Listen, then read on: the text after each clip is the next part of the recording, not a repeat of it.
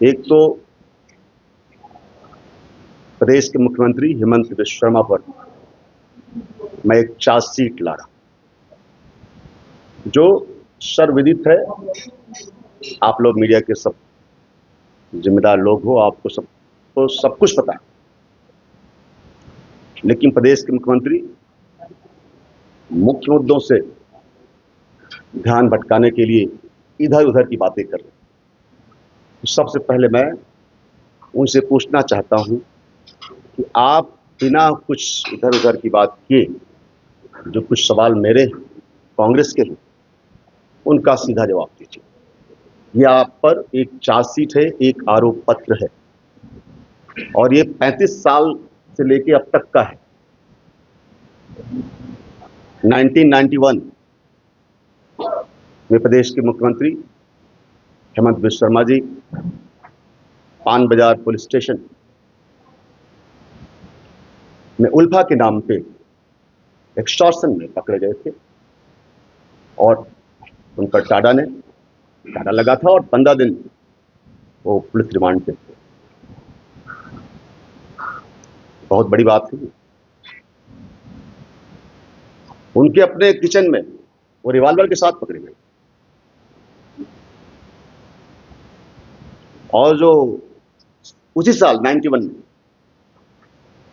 Manvendra Sharma murder case के बाद जो भी हमारे प्रदेश के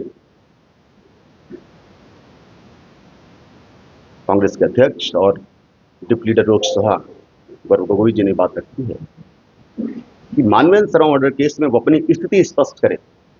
मैं ऐसा मानता हूं कि वो फाइल खुलनी चाहिए। प्रदेश के मुख्यमंत्री जब वो हेल्थ मिनिस्टर थे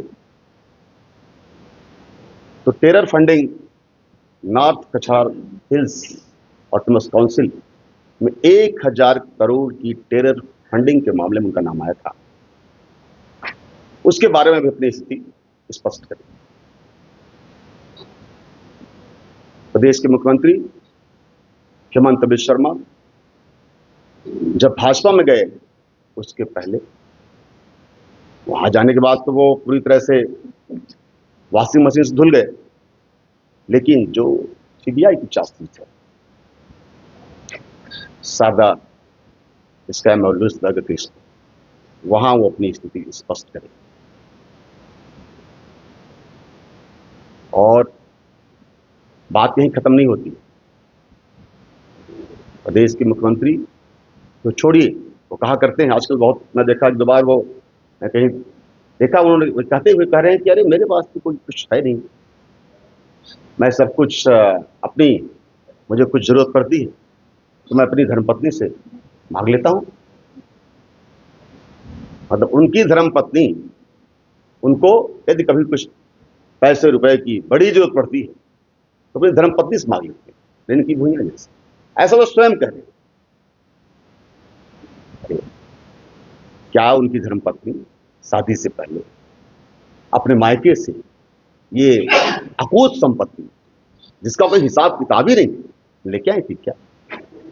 जब सत्ता में आए, मुख्यमंत्री बने, जब आपने लूट मचाना शुरू की तो आपकी धर्मपत्नी के पास इतना पैसा आ गया, कंपनी बन गई, इतनी बड़ी कंपनियों की मालकिन हो गई। तो पैसा कहां से आया? ये पैसा आया कहां से? इस पर अपनी स्थिति स्पष्ट करें। और जब सारा देश लाखों लाख लोग जीवन मृत्यु के बीच संघर्ष कर रहे थे, अपनी जान गंवाए, मैं मानता हूं कि 50-60 लाख लोग तो ऑफिशियल रिकॉर्ड में है कि इस देश में कोविड के टाइम में लोग मरे, अपनी जान दे दी, ऑक्सीजन के अभाव में, दवाई के अभाव में। उस टाइम पे उनकी धर्मपत्नी पी घोटाले में ली थी।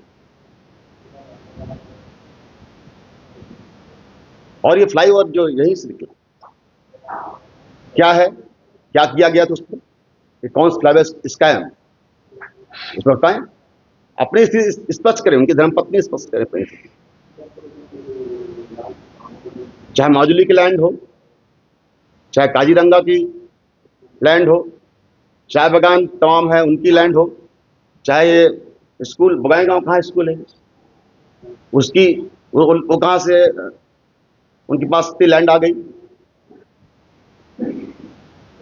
तो ऋण की भूइयां, मैं ऐसा मानता हूं,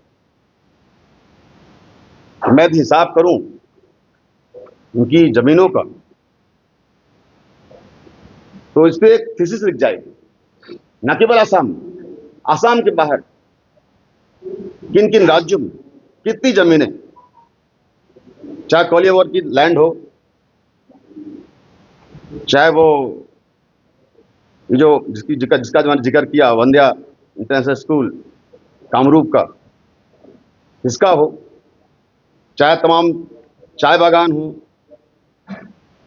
गोलाघाट का, तिनसुकिया का, काजीरंगा का, तो ये तमाम जमीनें, ये तमाम कंपनियां, ये कैसे बनी भाई?